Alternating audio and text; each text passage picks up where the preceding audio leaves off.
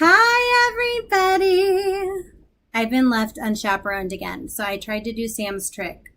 So hopefully you're seeing me right now because I don't have him to tell me when to go. So here we are. And who knows what you're in for tonight because I have nobody controlling the controls. All right, you all. I have one announcement. We've got She Kills Monsters coming up in September 26th and 27th. We will have postings for that. It's from Little Renegade Productions with Miss Kelsey Weinstein. She was on here. She was on here a few weeks ago. So we'll be posting more about that. And also make sure and get your submissions in for the original new works. And you're emailing those to plays@kentwoodplayers.org. And we have all of that up on our Facebook, and you can get all the requirements for that. So make sure and get that in because those start in September, and we want to see your works. All right. I'm so excited for today. We had so much fun. As you can see, I'm still here at the Governor's Ball. We've been partying all night long after the Markham masks. It was a hoot. And with me tonight, I have very special directors. I have got Best Director for a Musical, Miss Alison Boole, and Best Director for a Play, Harold Dershimer. So we had the Best Musical, Pippin, and the Best Play, The Giver. So let's bring on Alison and Harold. Hello. Hello. Hi. Oh, I'm still here. I know. We've been partying so hard. Harold's been partying so much we may not even be able to get him. Come on, Harold. You're here. There he is. There he is. Oh, my goodness. Woo, You guys. what a night. What a night. Let's find the door to get out of here. I know. We may be stuck here till next year.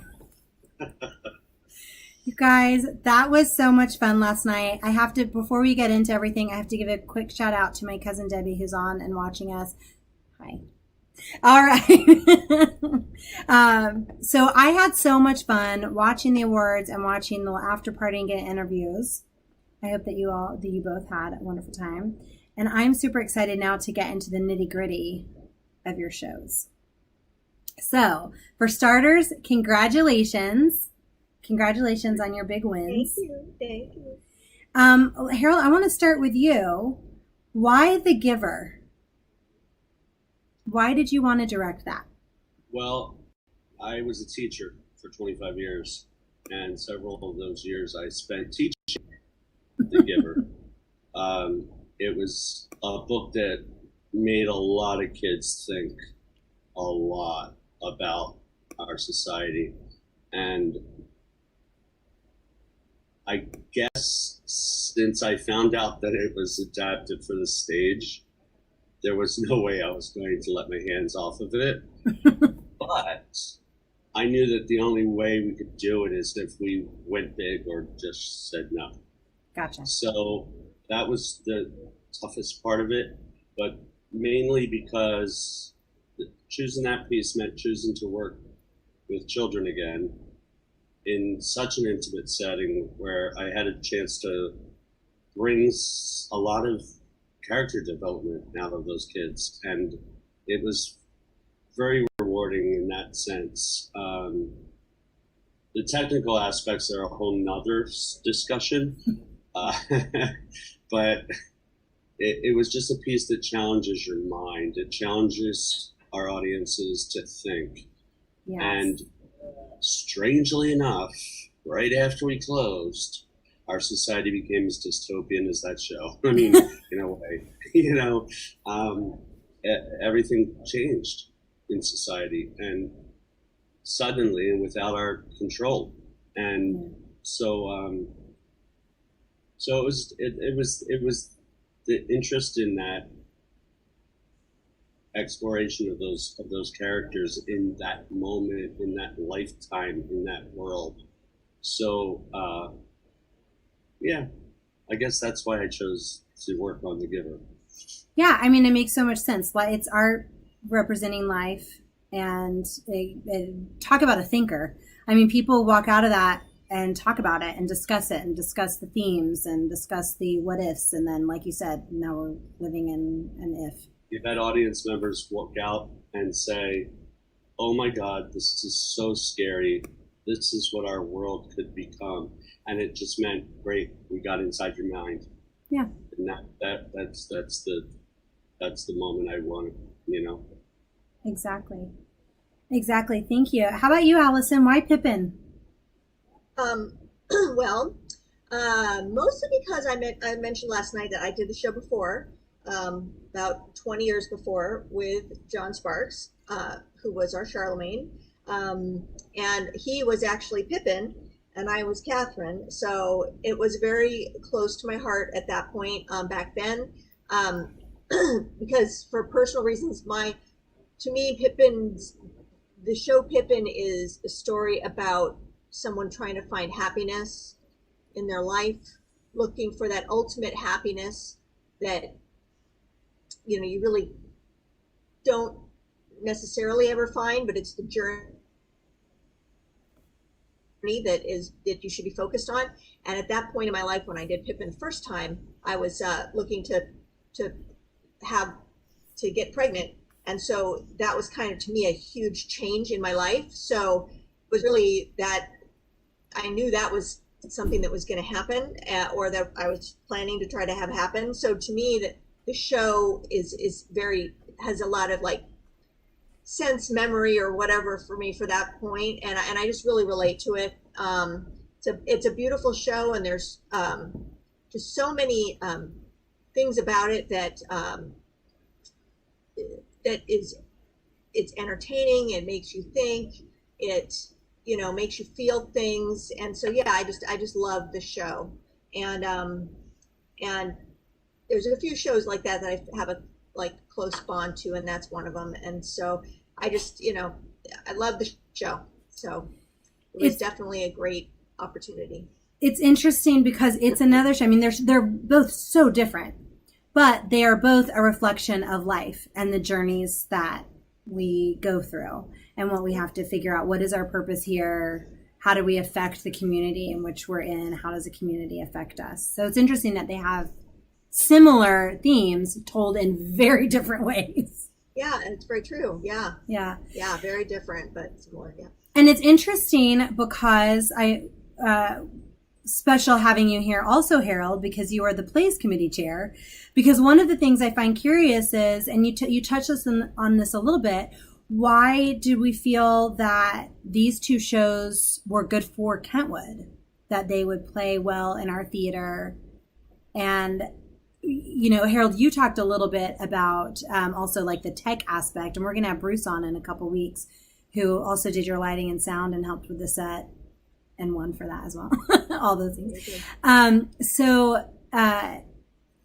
So I want to hear from both of you, why Kentwood, and why do we think that these would be successful here?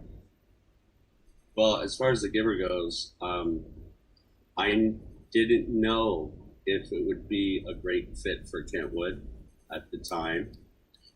I took a risk. And that risk was in order to challenge Kentwood to step away from the norm and try something new. And let's develop these tools that this 21st century has given us, and let's make something different happen. So in doing so and bringing it to life, I incorporated a lot of technical aspects with Bruce and Michael's help to make all of the memories come alive for the audience through video transmissions and for the actors as well. I mean, Jonas fed off of those memories, and to bring something so different that was just like, wow, they could pull that off. And yeah, we did, we managed it. You know, it was hard, I'm not going to say that. It was no easy slide down a hill, okay? But it was worth the challenge, because it made, or hopefully it will make, future directors take a risk as big. trying to just step outside your comfort zone. Like as a director, there's so many plays I could get up there and direct and do, you know what I mean? And it's just like, but why? So unless there's that piece that hits you and makes you say, oh, this is why I need to do this one, And in that time, it was time to do something different for Kentwood, and just expand everybody's world a little bit differently, not just another play. Yeah. Freaking interactive production that incorporated the sights and sounds of everything, and just so that was why I wanted to do it at Kentwood. I wanted to challenge ourselves, and I wanted to get outside my comfort zone and try something different. I'm not a tech person by no means. I mean, I can't even always find the button for stop video. But I knew in my head what we could make happen if we just pushed ourselves and stepped outside our comfort zone, and that's why it was a good fit for Kentwood, because it brought a challenge to the creatives on the team. Yeah, for sure. It did. It was something new that we hadn't quite seen. Exactly. With the uses of we'd seen a little bit here and there of the television, but you just used it in a different way with the sound, the lighting. Yeah, it just expanded that on our production, and just pushed the limit. Yeah, absolutely. And also, I mean, what is theater if it doesn't make you provoke thinking? Exactly. If it doesn't provoke you to feel uncomfortable in a moment, or feel very comfortable in a moment, laugh or cry, it's meaningless to be just another play. You need to bang on people's heads a little bit sometimes, and kind of challenge our audiences to do just that. So absolutely. Alison, how about you? Why was Pippin the good choice for Kentwood?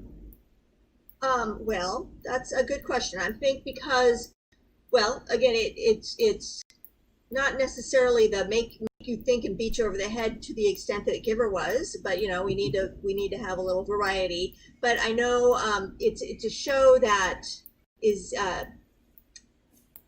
doesn't, so from a logical perspective, it doesn't require a huge set with a lot of different set changes, which is always something that helps you tell the story without any pauses, and so from that standpoint, for the theater itself, from the size of the theater and the way we work, it was a good fit for that reason. But I also think it's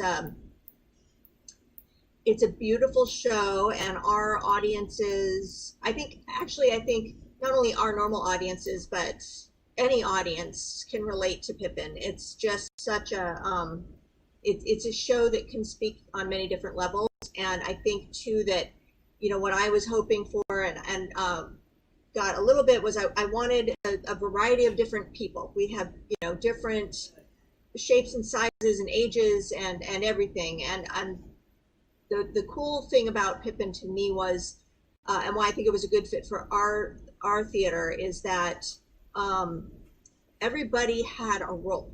Yeah. Every single person.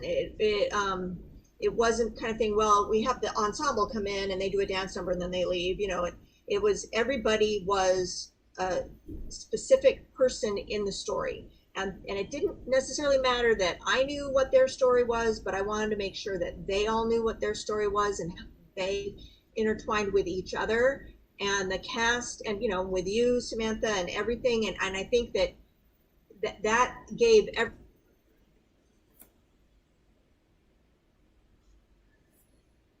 character is really kind of nice to be able to do with the entire cast of a musical, and I really think that showed. I think that I have a picture of the whole cast that actually most of the cast. I'm not sure that you're in the shot, but it's a moment in the opening number where right after the opening number's done and everyone's telling the audience what's going to happen, every single person in that picture was focused, Mm. and they had a character, they had an idea in their heads, they had a thought in their heads, they were focused on what was happening, or they were looking at the audience, and it was great to see just everyone was in the moment. So I really think that it was a great show for that reason too, for Kentwood. Absolutely. Can you all still hear me? Because I know my video is frozen. I can hear you. Okay, good. Yes. I'll just keep talking. I wanted to say a couple things, and I want to respond, Allison, but I wanted to talk about, we had a viewer comment, Harold, when you were talking about what is theater for, if not to challenge and to ask questions and make people think and push up. And we got a resounding exactly. And I think this ties in too with what you're saying, Allie, is that like, and again about what theater is this representation of life, and you have these, and Pippin, you have these fully realized interactions with people, and we had an interesting grouping of people, and it wasn't about what their special difference was that they brought. That had nothing to do with what the story was. It was just that they are people all coexisting together in this one, strange group of players. And it was really telling and such an interesting reflection. I think a lot of people are able to relate to that story very well. Yeah. Was there so let me preface this first. I feel like sometimes we look at community theater and we think, I'm gonna try a little trick here with my video and see if this works. But I think we look at community theater and we think, oh, you can't pull off these tricks. You can't pull off doing big TVs all over the stage and super sound all over surrounds. We can't have like a show about magic in a small community, 100-seat theater, 112-seat theater. Were there things that you thought maybe were struggles to do these shows that you were able to overcome, or things you thought might hinder? Are you asking Harold? Harold first? Both of you. Sure you have an answer to that. Of course I do. All right, I'll chime in. There, at first there were going to be 12 screens, and then there was going to be, the whole center of the stage was going to be screens, and the promotion of those memories didn't need to be that elaborate. But they needed to be in assorted spot places. And I would say that mostly it was a learning experience. And I think that the biggest struggle for me was learning trust. I had a great tech team, and Hell Week was exactly that. It was Hell Week, and I've never had a Hell Week like Hell Week that time. Because I didn't get to see the show until the day before, and even still, we had issues. So it was like, how do you wrap your head around that? How do you say, yeah, we can open? And you have to trust. I was told by my tech team, trust us, we know what we're doing. Yeah. And that was the biggest struggle, because I can be a control freak when it comes to directing. I mean, if I know what I want, then I'm hoping to see what I want happen, not realizing that one moment is going to take 18 hours of work. Edit, load it, edit it, timed out, with the music, blah, blah, blah, so that was the biggest struggle for me. Just trusting that it would work. And damn, those guys did not let me down. Yeah. So. That's right. Allison, what about you? Were there things that you found that were difficult doing it in such a small space, or in a community theater setting?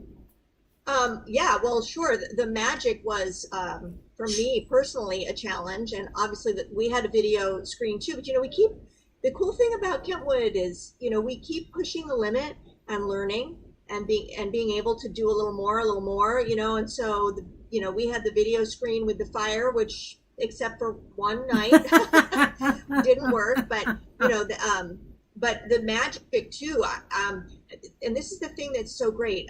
We reached out to membership. We reached out to people that we've worked with before who came and gave us input on magic tricks we could do for our big magic trick, which I think I was just so pleased with, that it worked as well as it did. And a lot of the other little magic tricks that we did in the audience, it was between Jim Wodzinski, who has done a few shows with us, and he's wonderful. He does magic, and he came and he met with me and my producers, and we figured out what we could do. And then Daniel, who was on props for me, came up with a bunch of other magic tricks too. And it just, that was my big fear, was like, how are we going to do that? And then of course the video screen is always a challenge, because of the way our stage is built.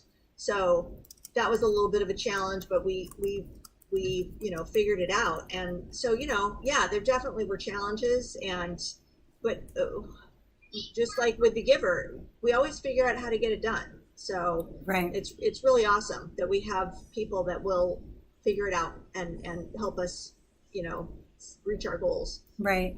And I think it's going to mean exactly what you're saying too, Harold, about like getting people to take risks and try new things. I mean, I think that's important for our Kentwood community and for the people that we bring in, because we're constantly challenging and getting people to think, and it makes a huge impact on people. Yes. Yeah, that's right.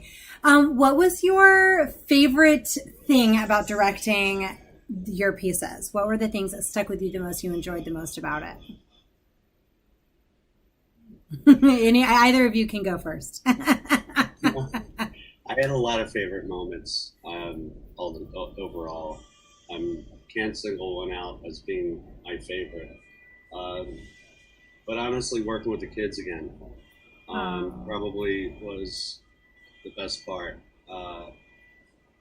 Like I said earlier, I struggled with trust with my tech team because I didn't know how long things would take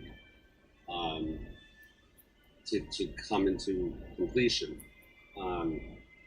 But I learned to trust with the kids. It's a different world. Yeah. They don't all have stage experience the way most of the adults we work with do. So they're bringing an innocence, and watching some of them learn and grow in the experience was so heartwarming. And yes. And I would say probably the best part of working on that show, because it really lets you, when you can take a kid and rip out everything that he thinks or she thinks and build up something different, a different perspective, a different way of thinking. I mean, for these kids to have to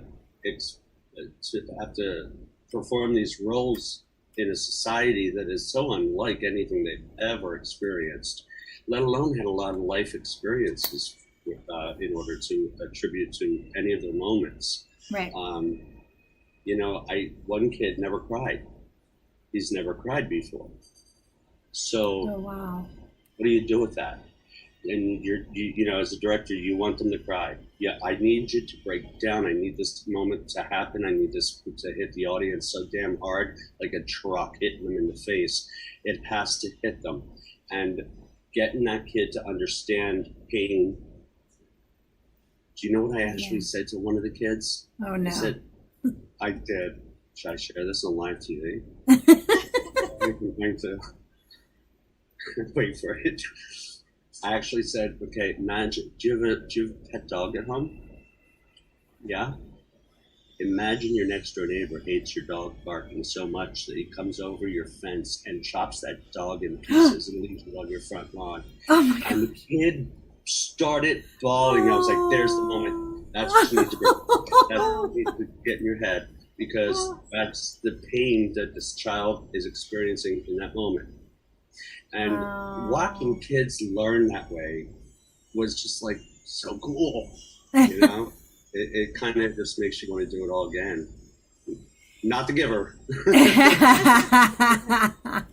But, yeah, so There were those kind of favorite moments about directing the piece, working with the kids and finding their way in and helping them understand how to build from one moment to the next. It's And interesting. Oh, sorry. Go ahead, Alison. I was going to say to Harold, because I was in the box office quite a bit, that you had some great parents. I know you mentioned it last night, but those kids have some really great parents. Yes. They did, and the parents were amazing too. I mean, that was another favorite thing. We always say the cliche, Kentwood is a family. Well, it is. And when you can bring a cast together and they become their own mini family inside the big family, it's really cool. And Yes. these people all chimed in and helped out and made, pardon the pun, Alison, they made magic happen. Because they all contributed. They were Right. all there 100% for their kids who were there 100% as well. Yeah. And that was the beauty of it. Very Yeah. cool. Absolutely. I think that's kind of going back to what we were talking about. Why do it at Kentwood, and how does that work? And I think that's part of one of the blessings that we get is that we have a community that comes together, works together, and creates this beautiful thing. I have to tell you real quickly. One of our viewers said about that story that almost made her cry as well. And Sorry. it's interesting though to think about this, because first of all, I want to say I'm glad you brought up about the parents, because all of the children and the people that are in the cast had a great support system with people that help talk them through this, walk them through this. And I think one of the wonderful things about theater is that it teaches us empathy. It teaches us how to think about somebody else and how to feel what somebody else is feeling. And I think that was kind of a lesson that you just taught that young person, was about that Stanislavski magic if, and that gets us thinking about other people and what they go through and how it can relate to something we've experienced. Yeah, absolutely. Oh, wow. Allison, you have a favorite thing about directing Pippin? So many favorite things. Well, one of the things actually that I was just sitting here thinking that one of my favorite things about Pippin, it's interesting because, Stephen Schwartz wrote the show and the music and everything, but Bob Fosse directed it originally, and that in itself there was a little bit of a clash between the two of them, but it created such a magic show that, I think having that Fosse touch was just a beautiful thing about it. And so the choreography was very much trying to use that same Fosse style, but one in particular, which I totally forgot to mention last night, and I'm so bad, my very, very good friend Marie Madera, who choreographed Pippin Yes. when I did it the first time, came back and taught the Manson Trio, Yes. which was the number you were in with Roy and Vicky, Yes. which was the original, pretty close to the original choreography. Yep. So that was always a special moment for me. I love that number. I got to do that number when I was in it the first time, and I love that number. There are just so many special moments in that show that I look forward to every night. I think, well, except for that one weekend, I think I saw maybe 4 performances that I missed. But there's a moment too at the end of the scene with Pippin and Catherine, where Pippin says, I can't do this. He's falling in love with her, but he doesn't want to have just a normal life, right? So he runs off. And that moment between the two of them is just, because I always saw maybe something just a little bit different every night. And there were a lot of things that were just a teeny bit different every night, but that energy of creating something new every night. And that moment was, again, very close moment for me. So those are just a couple of the things. I could probably go on for a really long time, so I won't, but I love the show. I'm glad you said something, because I also, when we ended our after party last night, I went, dang it, I forgot to thank Marie.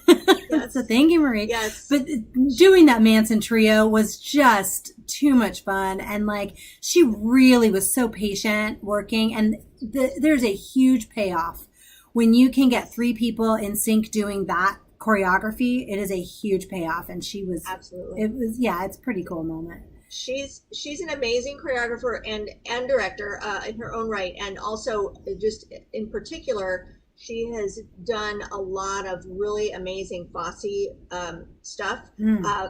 We've worked on many Fosse shows together. We did Chicago together. She choreographed me in Damn Yankees.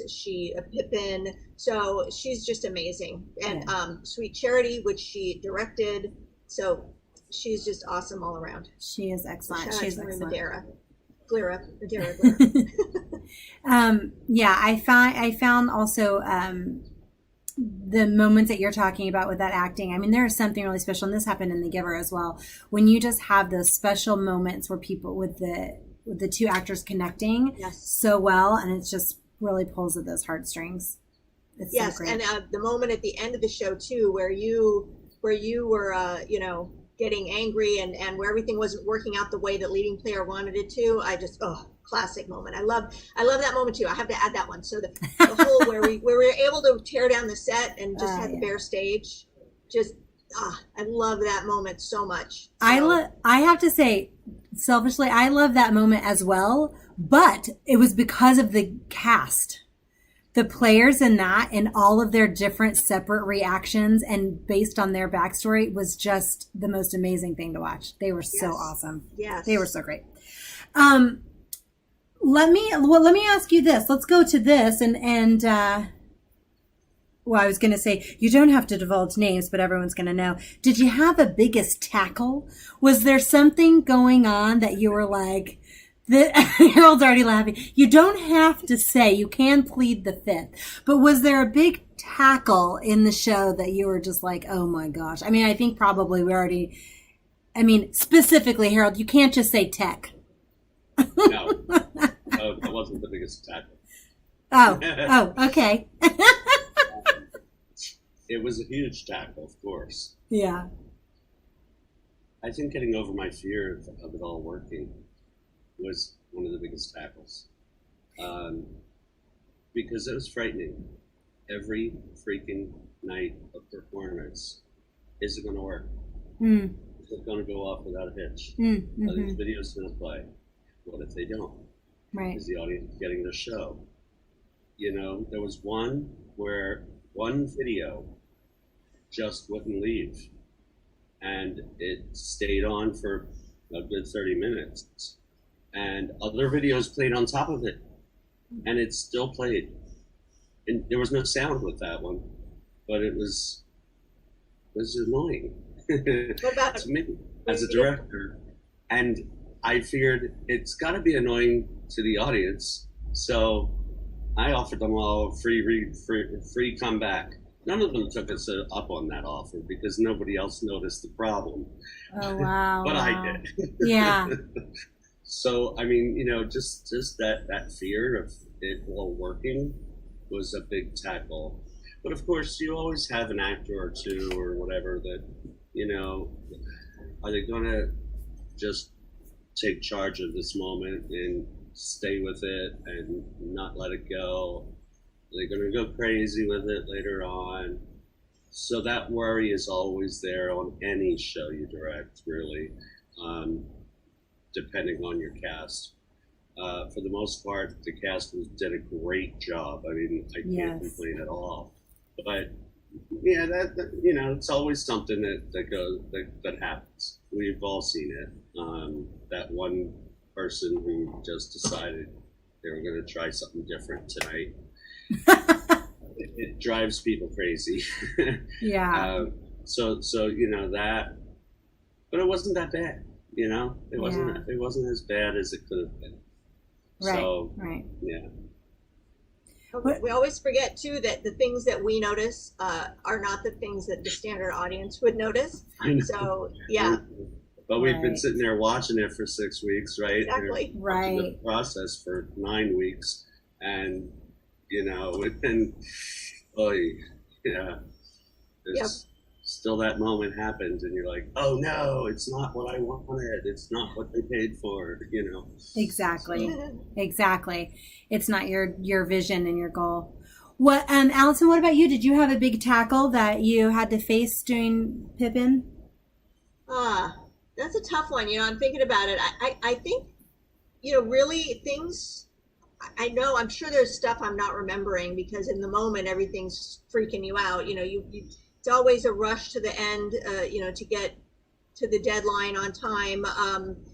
Certainly I didn't have the technical, it, challenges that Harold had. We did have to figure out the video, but we've done that before and it, pretty much worked, almost all the time. I'm being very, again, particular.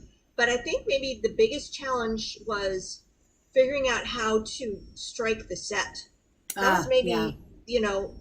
Because especially too, because it was one of the last things we really could do. We couldn't really do it until we had the set to strike.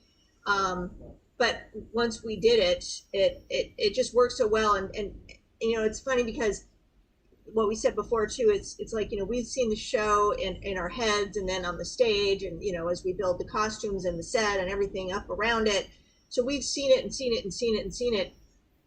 And it would be nice if you had the ability to go back and just see something for the first time again, but, we don't have that ability, unfortunately. So, but yeah, I think maybe the striking the set was a pretty big challenge for us, but I mean, overall, just we had such a great cast. Everybody is willing to do 110%, to the point where I was like, no, you can't strike that right now because you're over here striking this, but thank you. Everybody was always willing to help. Yeah. Yeah. I feel like that was a moment for you guys. I mean, that was a beautiful moment watching that happen at the end. Yeah.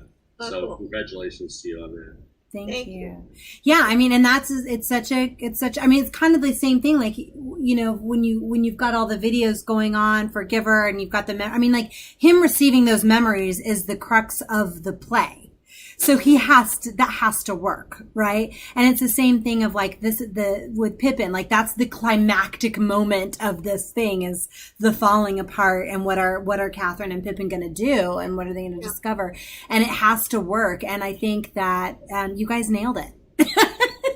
You tackled your tackle and you nailed it. So real quickly before I let you go, well, I've got two things.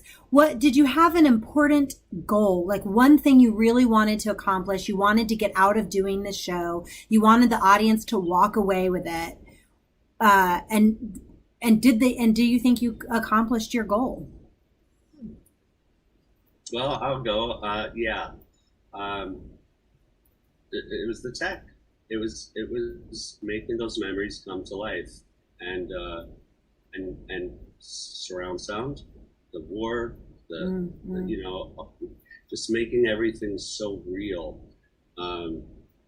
so that the audience was sucked in and was not allowed to leave. You know what I mean? In their heads or anything. I guess I really wanted to expand my own ability, thinking outside the box, again, stepping into the 21st century and using technology that we can actually use and having the right brains to make it happen. And in that is Bruce Sterrett and Michael Thorpe, who just were incredible to make that happen. I think I achieved it. If nothing else, I achieved it for me. But I think I achieved it for the audiences too. I think they got to see something totally different. And, you just don't often get to go to the theater and see that kind of display. Right. If you will. So, yeah, I was very pleased with that. Yeah, absolutely. I have to say the other thing that made that really work well was you had two, because the main role and the supporting lead actor role were double cast. You had two really great actors that received those memories. I mean, that's really a challenge for any actor because you're dealing with something ethereal and they sold that really well. One of them went and played in the snow with his family for a while to get used to sliding down hills and playing in the snow. I mean, like just random stuff, because they're kids they might not have necessarily been exposed to. too much. Yeah, right. Especially Southern California kids. Right? But yeah, That's so great. it was a fun one. That's so great. Allison, what about you? What was your main takeaway that you wanted to get, and did you get it? Well, I hope so. I think everybody, this is more of a audience, what they took away from it. But my goal with Pippin was to me the whole purpose of that story was that it was about a young man who thought he was just destined for amazing things, and he was going to be extraordinary, and he was special, and he had to do something amazing. And to me, I think the message that the show provides is that it's not about I guess, being extraordinary so much as about the journey of your life and the people you come across, and that even something that would be considered mundane or normal can be very special. Yeah. And that hopefully at the end that's what the audience walked away with, was the fact that he'd learned that love and family and community was what was extraordinary and special. So I mean, that's, I think, what I hope the audience picked up from the end of the show. But then again, it's really the kind of thing where everybody's going to see something different in that show. So I don't know. Yeah. I mean, even just with them walking away and getting, coming out of it with some sort of relating to the journey, or some sort of like understanding or connection with one of the characters. I mean, I think that's huge. Reaching the audience is huge. Yeah. I mean, that's yeah. You want to touch the audience in some way. Have them take something away. But that was the message that spoke to me the most. So, yeah, and hopefully that's what worked. And we kind of, futzed with the ending a little bit, I'll say, in how we presented it. Because I know that in the original, it was very different. And in the revival, it was different. And we kind of shared little things about both of those. But anyway, I think I hopefully, as long as the audience was touched in some way, then yeah, I hope I did my job. You did. I love it. I wanted to share with you both that one of our viewers said y'all are making me miss the theater. And I said, we are with you. We too are missing the theater. But I think that's great. I mean, you guys did your jobs, and us, you sharing your visions and your processes and your desires with us. I mean, it's ringing true even in an interview. So what's next? Well, can I just, one other thing yeah. I want to mention, because, we have 2 musicals and 3 plays this year, but I was also extremely fortunate to be part of Little Women. Yes. And I got to be in that show, and I just want to shout out to Jennifer Richardson, because she is an amazing director. I really, Harold, I'll tell you, she's a first-time director with us at Kentwood, and she's just wonderful. She made that story come to life, and the cast in that show was very close-knit, and everyone really bonded, and we understood, I think, what she was going for, and her set blended with her story, and it was just beautiful. And our music was beautiful. Our musical director did a great job, and everything was so wonderful. So I just want to say that Jen is amazing, and I was so fortunate to have gotten to work with her, and I think that she's awesome, and I can't wait to see what she does next. So want to share that as well as back to Kyle, Mr. Pippin himself, who is such an awesome actor and performer and beautiful voice, and I was so thrilled that he was our Pippin. So anyway, just want to share that. Yes, thank you for sharing that. We had some really great shows this year. There's a lot of great work that was very influential, I think, in our little community. And I keep hearing a lot of feedback on it and a lot of talk. So I think absolutely it's a great shout out. We need to come back.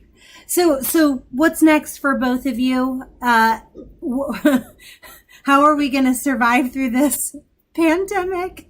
But do you guys have anything planned for while we're in quarantine? Do you have anything planned for the second we get out of quarantine? What do you want to do next? Well, the minute we're out of quarantine and we have a freaking vaccine that is effective, I want to see Vanya, Sonia, Masha, and Spike. Yes. Yes. That's the show I will see. I can't wait. I cannot wait to see that show on our stage. Yes. Ditto. It was very unfortunate. But again, everything's on hold everywhere. So it's not like we're not the only ones, right? So, right.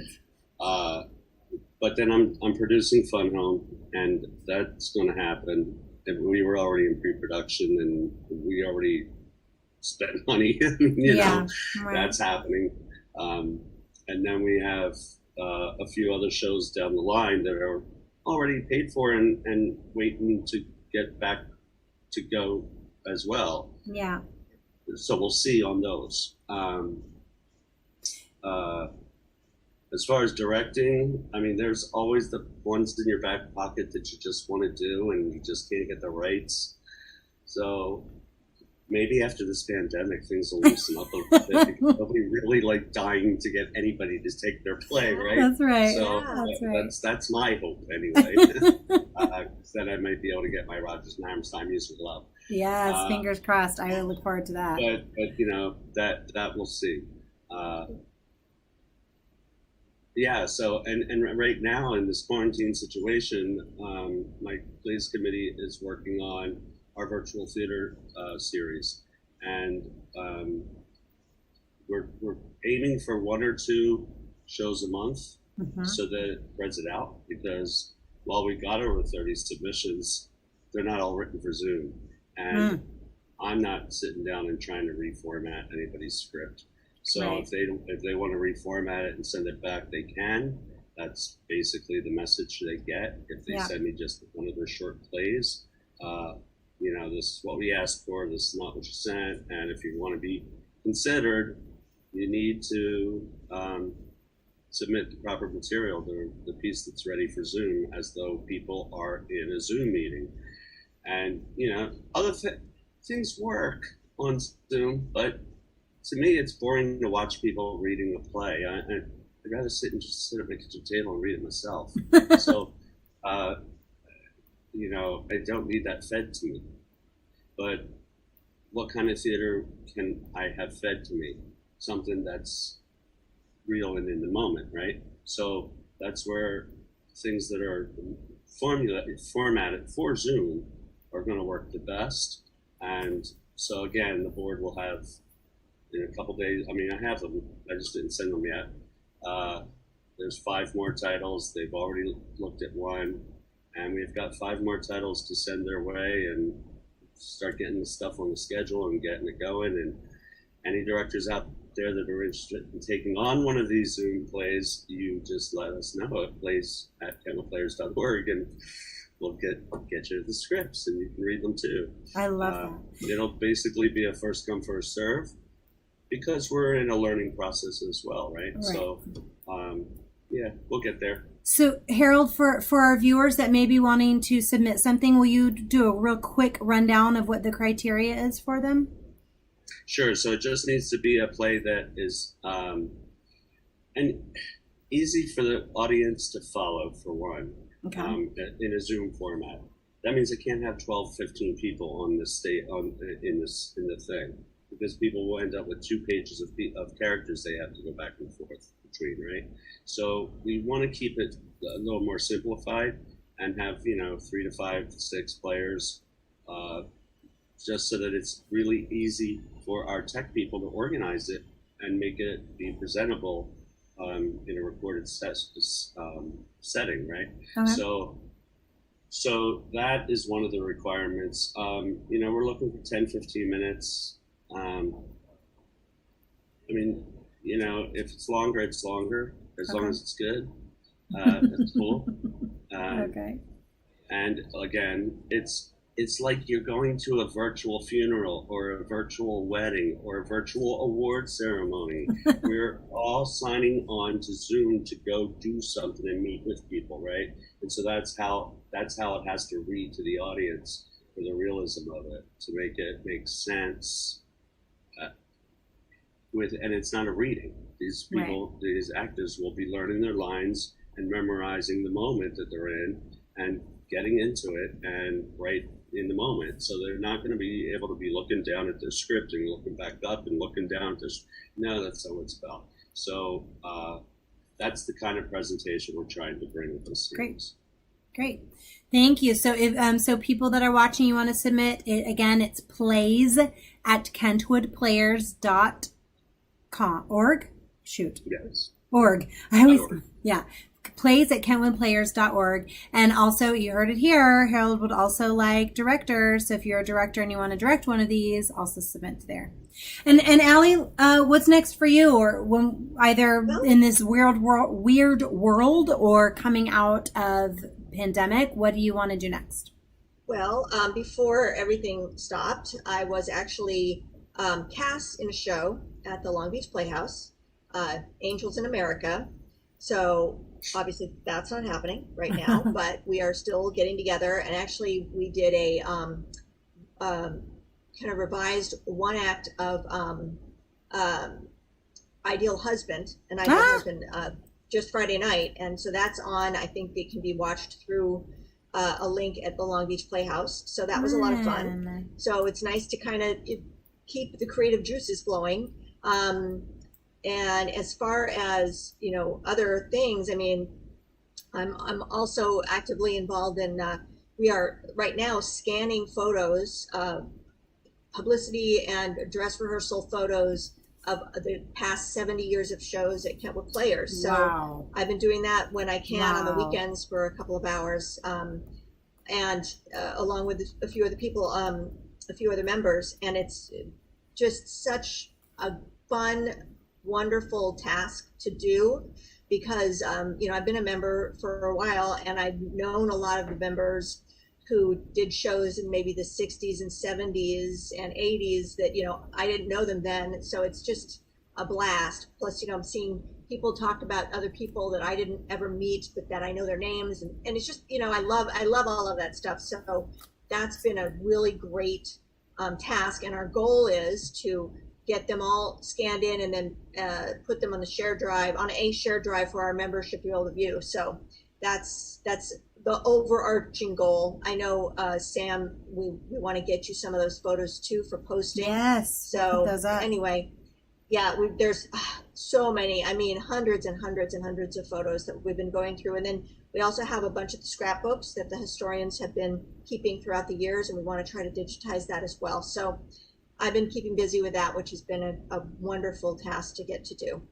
Amazing. I think I saw the Center Theater Group is also doing what they're calling an archive dive. Yes. And they're bringing back throwbacks from shows, decades ago and what have you. I thought, well, we need to copy that, but not call it archive dive, although that's a great name. So that would work really well for something like that. We're gonna talk because I got some ideas. We'll talk offline. Oh, good. Yay! Yay! Well, thank you both so much for coming and sharing your thoughts and your experiences. Thanks for having us. Absolutely. Congratulations on your wins, and congratulations to everybody that was a part of this past season and all of your nominations and everything. Because, oh my gosh, great theater was produced this past year. Yes. Really great theater. And hopefully we'll be back soon. Soon. I got to get away from this ball. It's driving me crazy. Yeah, we got to go home. We got to leave here. We should go home. And everybody, I will be back unfrozen, hopefully on Thursday, with Kyle Ray, who played Pippin, and Elliot, who played Jonas. Am I getting that name right? Jonas, right? Okay.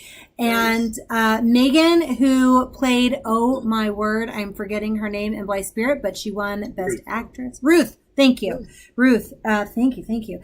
So they're going to be joining us and me on Thursday, and we're going to have a little shop talk about acting in plays.